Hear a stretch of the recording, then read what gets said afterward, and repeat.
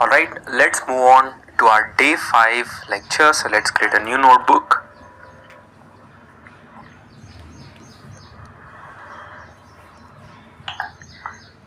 So this time our day 5 is about lists. So first and foremost, let's give it a name. So day 5, right? And yes, let's click on connect as well. So I'll show you one more trick in this, right? So the one that we are using, so these are called notebooks, right? So Jupyter notebooks, Collab notebooks, all of this, right? So there is a reason why they're called notebook. It's not like you have a code and you are running the code all the time. You can actually type in some text as well. For example, if you click on this text and type in something like creating a list, okay, so you can see you can actually type some text and you can modify it, right? You can increase you can see you can increase the size of the text, everything, right? So you can actually, that is why it's called a notebook, right? Because it has all of these features. You can delete cells as well, right? So for example, if I want to delete it, you can click on this delete icon, it automatically gets deleted. Okay, so lists is actually one of the most used things in Python for an analyst, right? So during my days as an analyst, so I used lists quite a lot. So it's very important topic, so just pay attention for this. So now what is this list, right? So list is also nothing but a place where you can store information, right?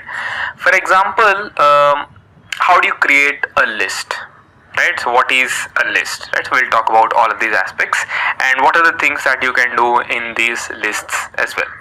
So first of all, you have to give it a name, a variable. Okay, now for examples, let's call it items list. Okay, so the way to create a list is you put a square bracket, okay, and then when you run this, so when you run with shift enter, automatically a new cell is created after running this cell. Okay, so shift enter is used to run and create a new cell. Now this is an empty list, okay, but what if you want to create a list with some actual items in it? So let's say you went to a store, some Chroma or Reliance store, you went to shop some electronic items and you saw few items, you just made a note of these items. So let's say these items, you start with, let's say, a speaker, okay, and then you can say a mic, then a mobile, right, then a laptop. Okay, so let's say 4 items, right? So speaker, mic, mobile and a laptop. You run this, so now you have your list with actually some information inside it. Okay, so this is an empty list, this is a list with some actually information. Okay, I hope you learned here. Now you can actually do a lot of things. For example, let's talk about accessing elements inside a list. Okay, make it a bold. Okay, just a second. You can bold the entire thing, so you can actually format the whole thing, right? So double star gives you this. Okay, so accessing the elements. So how do I access the elements? You can just say items of 0, so that will give you the first item in your list. So here after you run this, you see speaker, right? So the item of 0, so Python always starts from 0, so remember that. And if you want the next item, just do 1, you will get mic, then 2 you get mobile, right? So this is very simple, right? So you don't have to do anything. You can also do something like this, print. Inside this you can put items of 2, you can use this as well, so to print. Okay, so items of 2 or print of items of 2, so this both of them give you access to these elements. Okay, now not only these numbers, you can do it in other way also. For example, let's say I want to access the last item, right? Now I want to access the last item. See, unless I know there are 4 items in this list, I can't, like for example, how do I access the last element? You can say, David, just do items of 3, right? And I will get the last element. But what if I have hundreds of items inside and I just want the last item, right? So that I don't want to go through every single item, find out the last, right? Now a simple way to do it is use a negative index. For example, put -1, right? So -1 gives you laptop, -2 gives you last but one, -3 gives you last but second element. Isn't that simple, right? So this kind of negative, this is called negative indexing. So let's add a text cell, and you can use all of this format or you can just write it, right? So what did you know now? So negative indexing, double star here and double star here, that will make it bold, right? So this is called negative indexing. So just using a negative number you will be able to find out. So this is more like a circle, right? So -1, so imagine a clock, right? All of these items are in a clock, speaker, mic, mobile, laptop, right? You turn it clockwise, you get positive numbers. You turn it anti-clockwise, -1, -2, -3, you get these negative indexes. Okay, so the next one that we will be talking about inside list is slicing a list. Okay, so slicing a list, let's put a hash, double star, slicing a list. Okay, now run this. So slicing a list, like for example you take a bread, so what do you say? Slice of bread, right? It's a piece of the bread, right? Similarly you have a list, you can take a piece of the list, right? So let's say I only want the first couple of items, you can just take the first two elements itself. So how do I do it?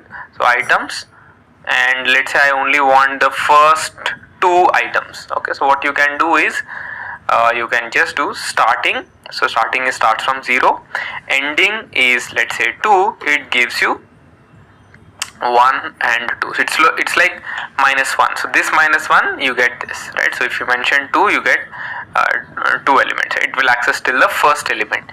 If you mention till 3 you get these 3, right? So speaker, mic, mobile.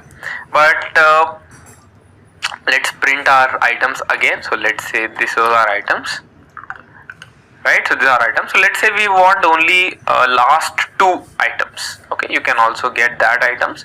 For example, items of, so 0 is this, 1 is this, and 2 is this. So 2 colon, if you put 4 you will get mobile and laptop. Okay, if you put 3 you will only get 1, right? So only mobile, right? So 2 is 4, this will give you this. And couple of quick hacks here.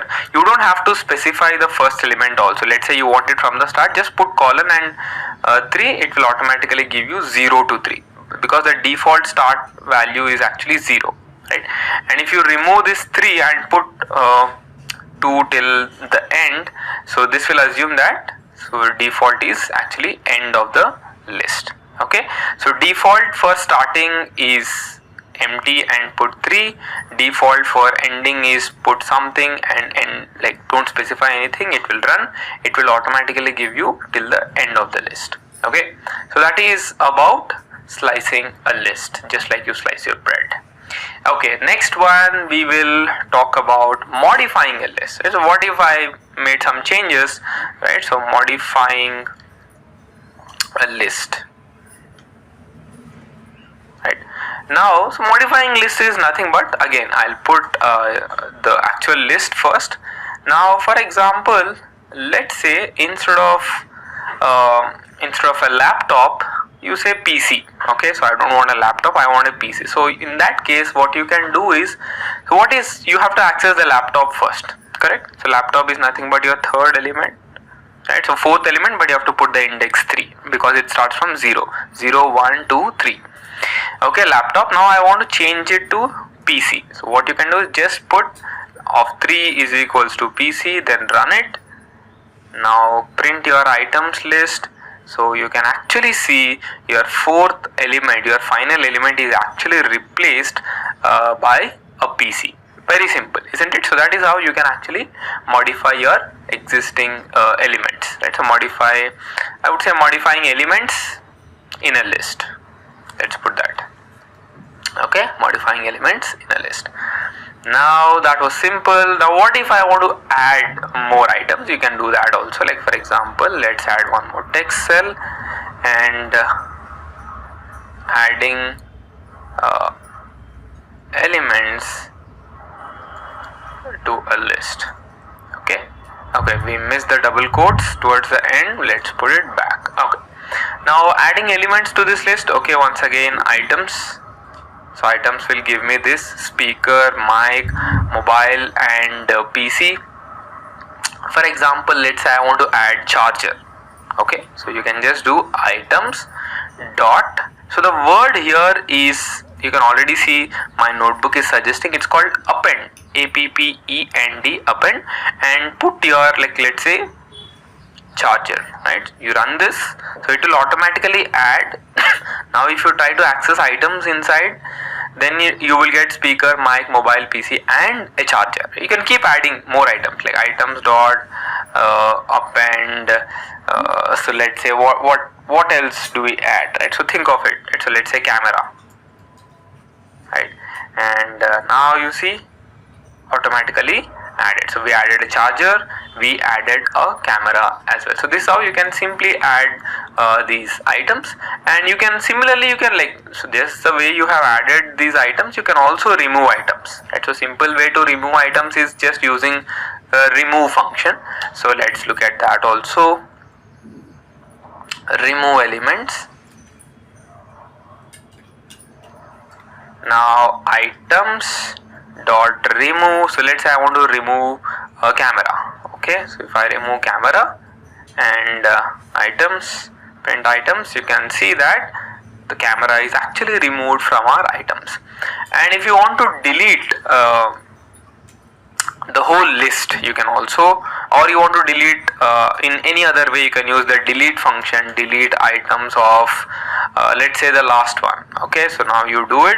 Now print the items. So you can see the last item is actually deleted using the delete keyword, right? You can see it's in pink color. So delete also you can remove. And if you want to clear this list, okay, so items dot clear will actually clear this entire list.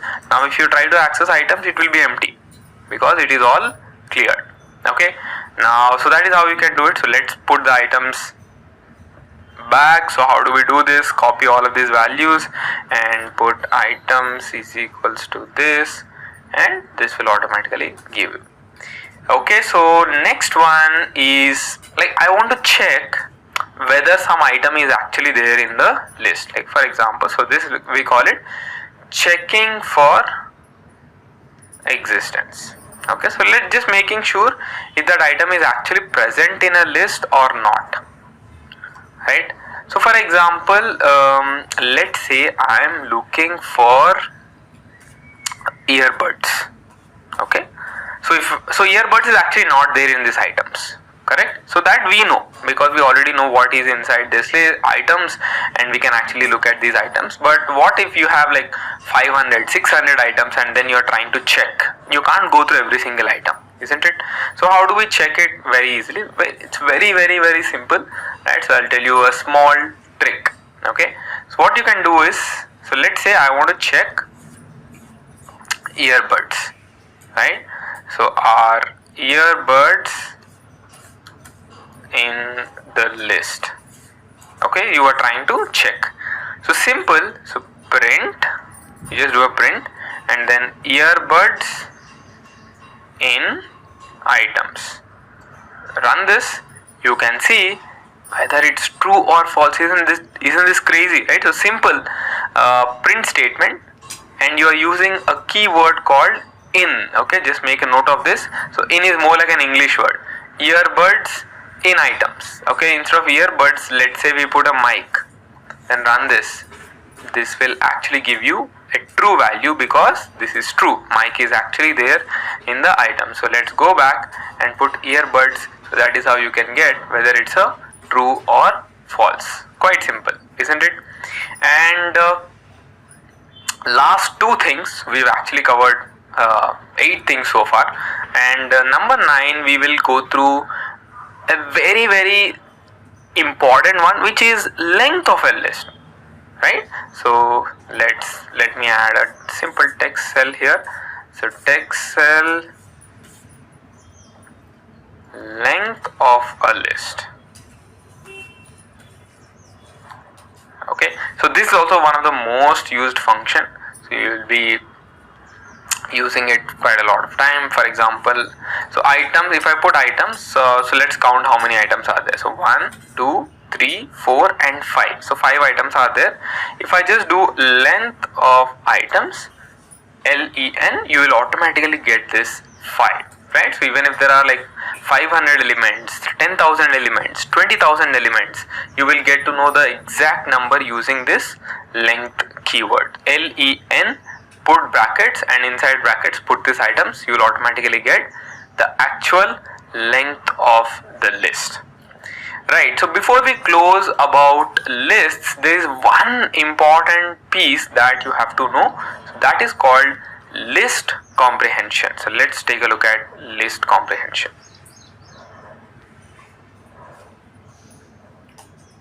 Okay, now this list comprehension is actually it's nothing but writing a loop inside a list. Okay, so I'll tell you how do we do this, right? So for example, you have scores. Okay, so exam scores, cricket scores, football scores, whatever it could be. So let's say we have some exam scores, so 70, 80, 90, 95. So these are our exam scores. Okay, now so let's say I want to calculate the half of their score. So what do? You just divide each and every score by 2. Like, what is the half of this score? Okay, now one way of doing it is, I'll tell you two ways: using list comprehension and without using list comprehension. Without using list comprehension, you can do it using for loop, right? So for I in scores, okay, that means for every element in scores, print I by 2. If you run this, you will get half the score, like 35, 40, 45, 47.5. This is one way of doing it. And another way of doing it is, you take an empty square bracket and you write the for inside this. I for I in scores. If you just do this, you get the scores 70, 80, 90, 95. But if you do I by 2 for I in scores, you will actually get it.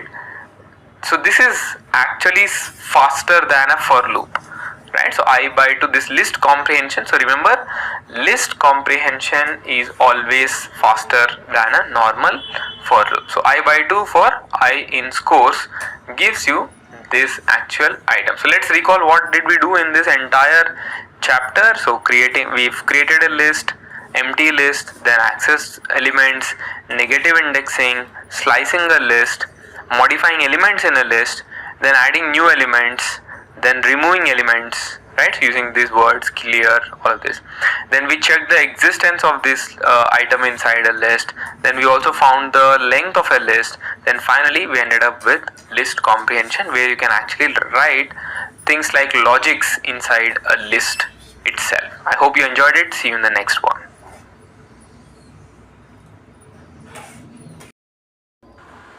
Alright, let's get to the Gemini part. So let's click on this.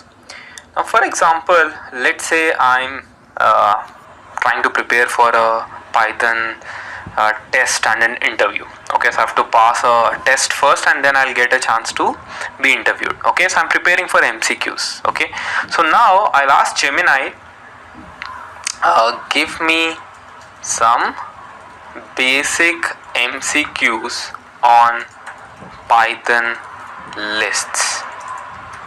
Okay, enter. Okay, so now it is thinking, it gives you the list.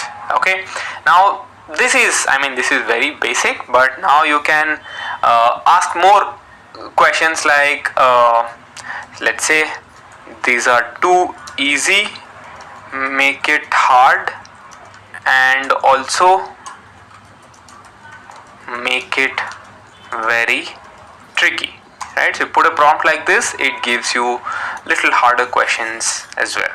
Okay, so yes, I hope you can use Gemini in such amazing ways as well to help you in the test preparation part as well. So see you in the next module.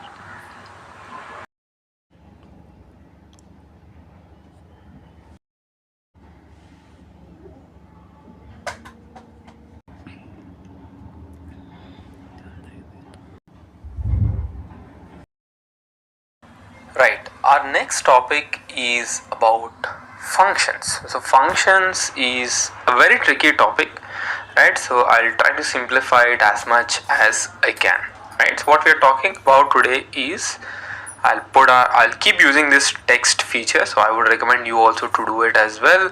So yes, so what we are discussing today is functions.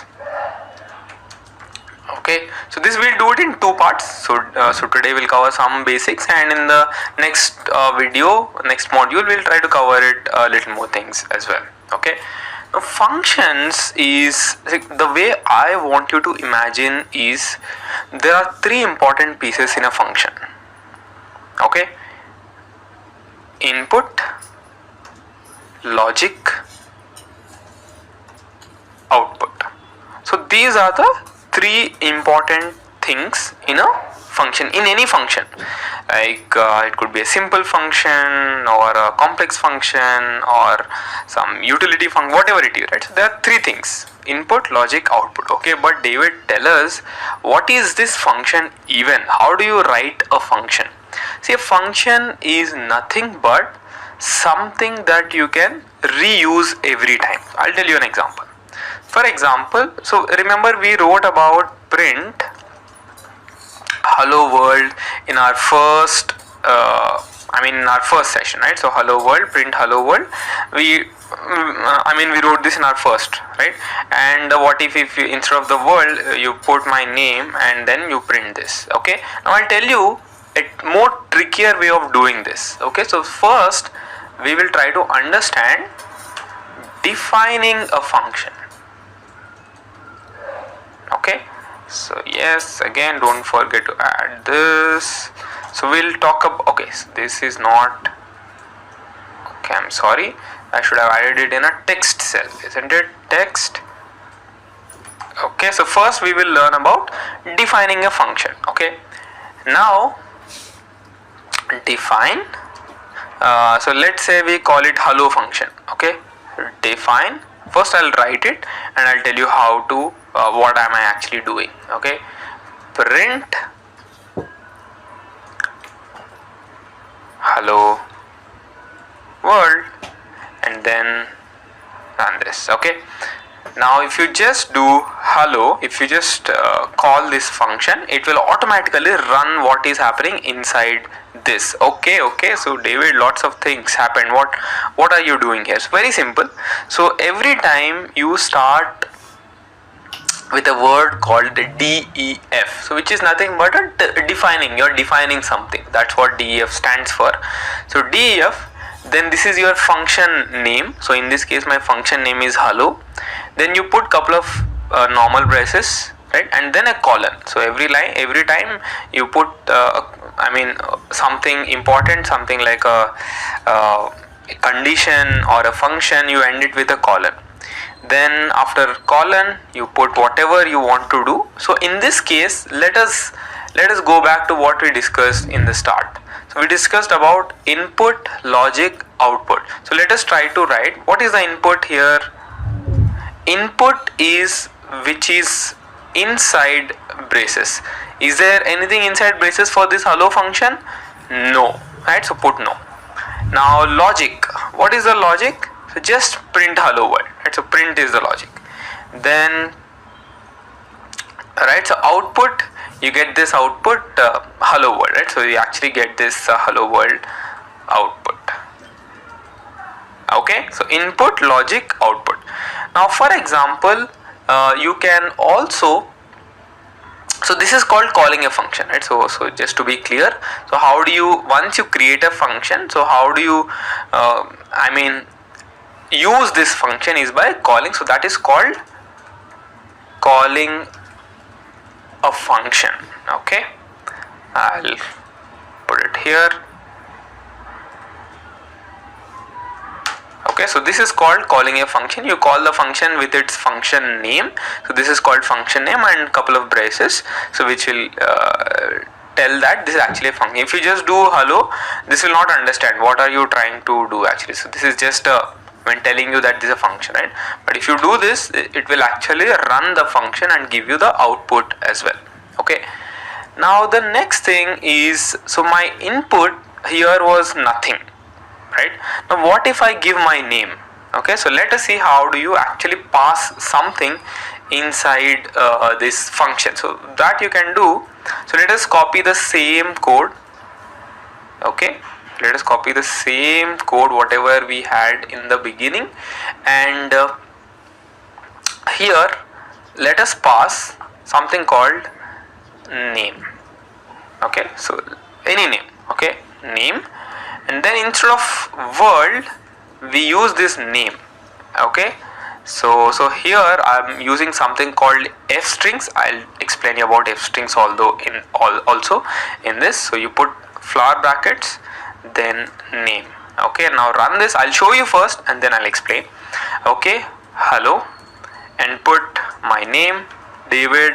Run this, it will give you hello David. Okay, if I put my full name, it will give you the full name as well. If you put Python, it gives you Python. If you put your name, let's say your name is Satish, it gives you Satish. Let's say your name is Rajesh, it gives you Rajesh. Isn't this amazing, right? So this is called function with parameters. Okay, so what is this? We'll put a text.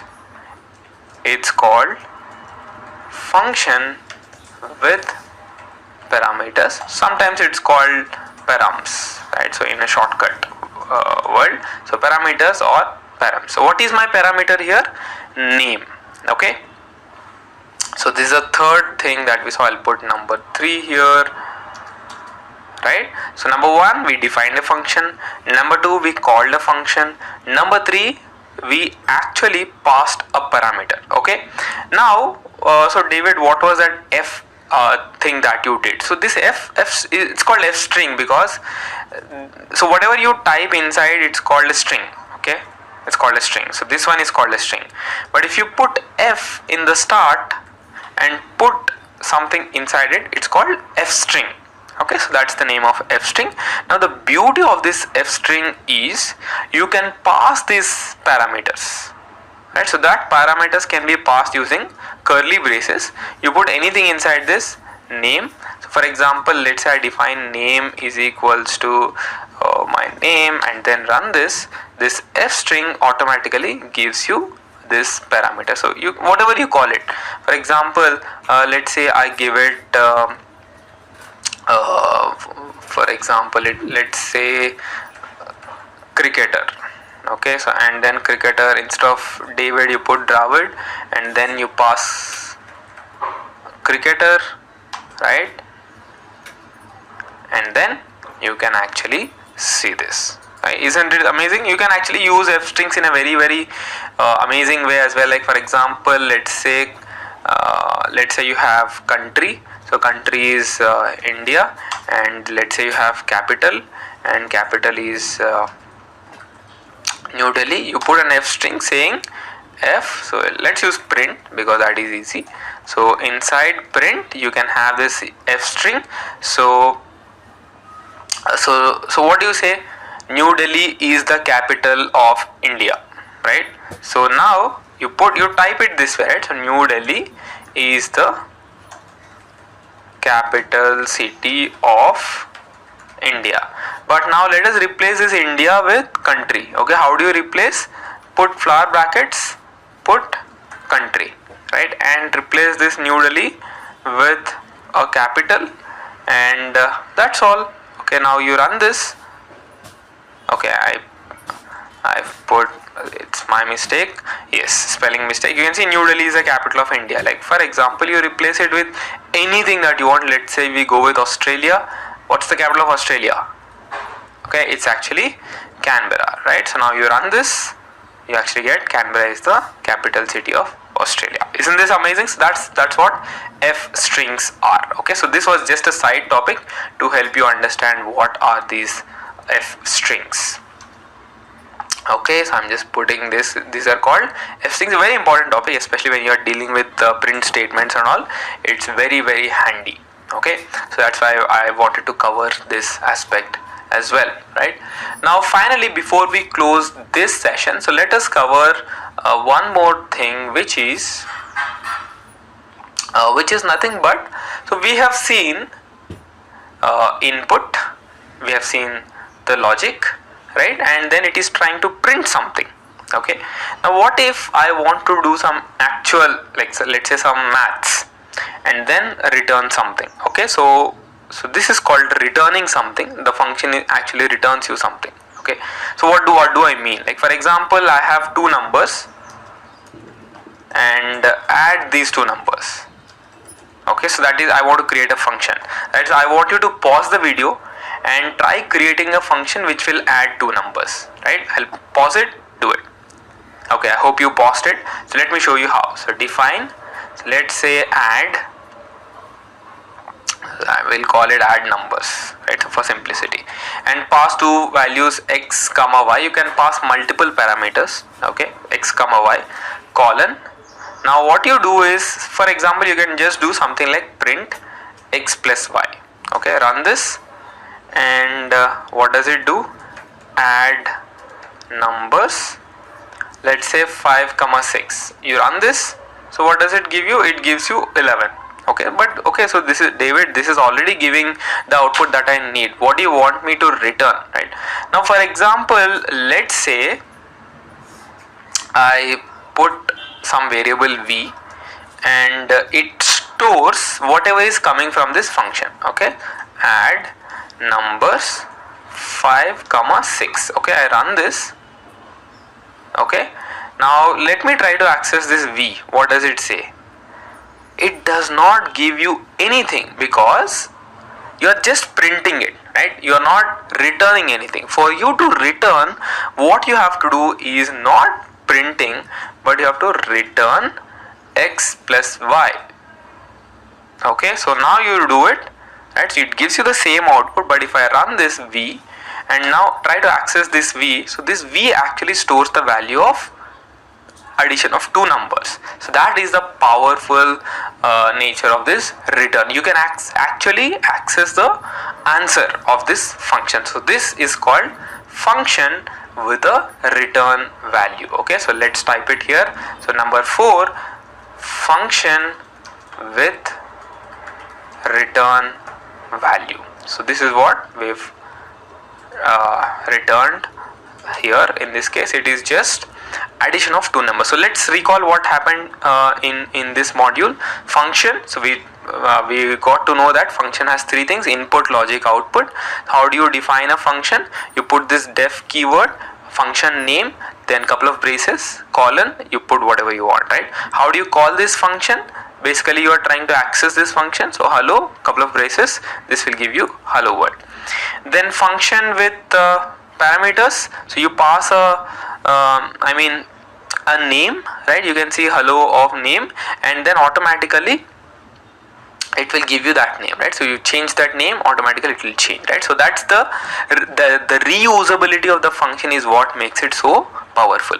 Then we covered a little bit of f strings as well. So f strings are very powerful. You can pass dynamic elements inside f string. Then the last one, function with a return value. What if you want to use the final answer of the function? You just add this word return, and then whatever input you have, whatever computation you are doing, you return it, and then that will be stored in the assigned variable. So that's all for this module. See you in the next one. So we've learned about basics of Python functions. So if you look at last week, we've covered about Gemini. Right, so now let's start using another interesting tool which is known to all of us, which is the ChatGPT. Right, now see, I use ChatGPT in quite different ways. Like you can see, like I keep using it every single day for different purposes. Right, now if you are learning some topic, right, the only way to learn about that topic is to try to understand things in depth. Right, so assume it like a person, right? So when do you get to know about a person? if you have some good conversation, if you have some deep conversation with that person. So assume ChatGPT is a person who can help you with the concepts of Python functions. Okay, so let's see how you can actually use ChatGPT to understand about Python functions much better, right? So now, for example, you can say, can you teach me about Python functions? Assume I'm a 10-year-old kid who just started writing Python for the last 1 week. Okay, now you hit the enter and now it keeps giving you the answer, right? So that too in a fun, easy way to understand, as you can actually see, right? So setting up this context is very important. You can just say, can you teach me Python functions, right? So it just throws you some random things, but instead if you give more context, more situation, then it gives you more meaningful answers as well. Why do we use functions, how to make a function, right? So we've created this hello world function as well, right? So all of these things, awesome, isn't it? So yes, keep trying ChatGPT as well. It will be a companion for all your queries as well. See you in the next module. Alright, moving on to few more things about Python functions. We've covered till return values. So next one that we will be discussing about is about something called default parameters. I'll type it here. Right, so I'll be using params as the shortcut. Right. And now, so this default params is nothing but I'll tell you the use of this default params as well. So for example, so we have this hello world, right? So let's copy this. Okay, now okay, so we have this hello, and whenever we do a hello of any name, we get that name, right? So if I put David and then it gives you David. Like for example, if I don't give David and if I try to run it, it does not run because it is saying it requires one positional argument name. So we haven't passed anything. So you can actually bypass this by saying, so instead of this name, you can say name, like for example, copy it and now give name is equals to, let's say I put something called guest. Okay, so this is my default parameter. Okay, so above one you can comment this. So let's say we comment these two lines. So name, and then what we did is we tried to put a guest, so which is a default parameter, and now run this. Now if you try to run, it says hello guest. Automatically the guest is taken. But if you actually put hello with a name, like for example, let's say you put Raju, right? So it gives you Raju, right? So if you don't pass anything, then it gives you guest. If you pass anything, it gives you that name which you are passing. So that is the advantage of this default parameter. So most likely it is used to avoid errors, default settings. Okay, so just like you have your default settings on your mobile phone, on your browsers, default browser, so this is also a default parameter, right? So if nothing is given, use this. Okay, so this is one. Then we already covered about multiple parameters, right? So these are actually called keywords, right? So if you do, so I'll just note it down, so the convention for you. So this is called keywords. Okay, so number 6, okay, just add a text.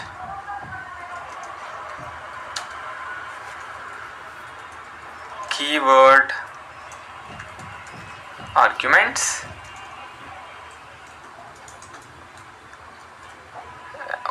Okay, I think I missed double here. Yes, so this x comma y, right? So these are like I've passed 2 instead of 1. I've passed 2. So these are called keyword arguments. So even here you can pass defaults, like for example x equals to 10 and y equals to 10. Now you run this. Now for example, add numbers. Add numbers. And once you run this, you automatically get default value. You can see, so keyword arguments, so these are nothing but the ones inside the function. So these are called keyword arguments. Okay, so that is about this keyword. And before we wrap up about functions, I just want to cover one very confusing aspect, which is actually called scope. Okay, so this is called scope and global variables.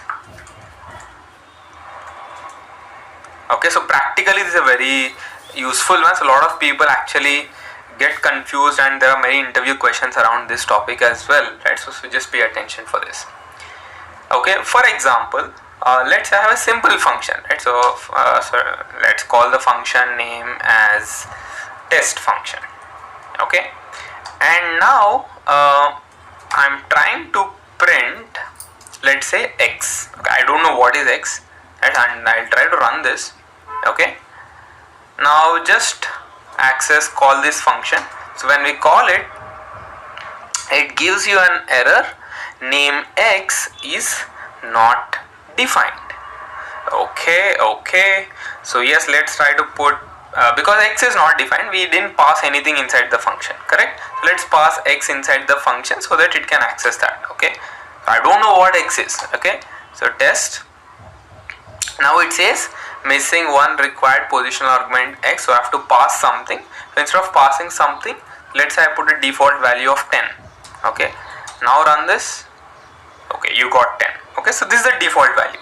If I modify test to 11, so it actually takes 11. Okay, now how can you actually access things outside of this function? So other way of writing this is, let us name x is equals to 100. Okay, now you write your function define test, and so let's not give anything. And now if you put print x, what does it say? And try to call this function here itself in the same cell, try to call it, it will. Okay, so here what it does is, so you can see this is able to access variables outside this function. So these functions are called global variables, which are defined outside the function. So these variables, so these are called global variables, which are defined outside the function. Okay, so these are called global variables, right? So other way to access them is, you can also say global x and then print enter. You can actually run this. Okay, so that these are called global variables. They are accessible outside the functions, right? So x is equals to 100, and this test global x, even if you pass something, for example, let's say instead of this x, let us pass x, and now what we say is, let us also say x of 10, test of 10. Now let us try to run this. So you can see, okay, you can see there is a mistake here. So it can't be parameter and it can't be a global, right? So you have to say something else. So let's say we pass the parameter y, and let's print x comma y. Okay, and you can see, so what is our x? X is nothing but our global x, which is 100. What is our y? The one that we are passing inside this test function. Okay, so this is how you can access these variables inside this. Okay, and I'll tell you one tricky question, right? So see if you can answer this question. Okay, so let's say I give you some n is equals to 23. Okay, now I write a function define test of m, and what I say is m is, so let me keep it n. Okay, now I'll put n is equals to 21. Now if I print n, right, now I want you guys to guess. Okay, if I do test of 19, what will be the output of this program? Okay, I'm repeating the question again. Okay, so I have n is equals to 23 as my global variable. I have test of n as a function where I'm defining n is equals to 21, print of n. So what will be the output? Right, so I want you guys to guess the answer. Okay, so if you have guessed the answer as 21, well done. So that is the right answer. Let us run this and you see the answer is 21. So it does not matter what number you have inside, the answer will always be 21 because inside the function you are modifying it to 21. So keep this in mind. So this is all about the scope and global variables inside the functions. And one last thing before we close, just a small topic which is about a function inside another function. So these are called nested functions. So I'll put here, so number 8, which is nested functions. Right, so nested function, a function inside a function. Right, so that is what a function is. So for example, we define hello as a default function, print hello, and if we are passing a name, let us use our f string here and give a name. So this is our main function, right? So hello is our function. Now define something called like, let's say city. Okay, city, like a favorite city. Okay, so favorite city, and this favorite city, what does it actually ask is two things. Okay, it asks city name.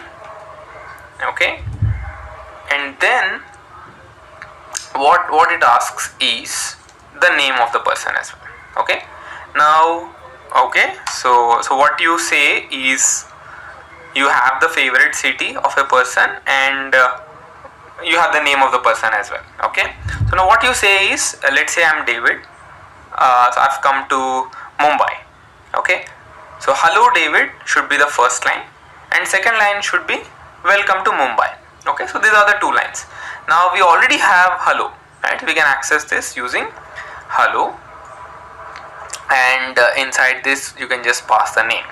Okay, that will print it, and then you can also add print f of welcome to, and then put your city name and an exclamatory mark.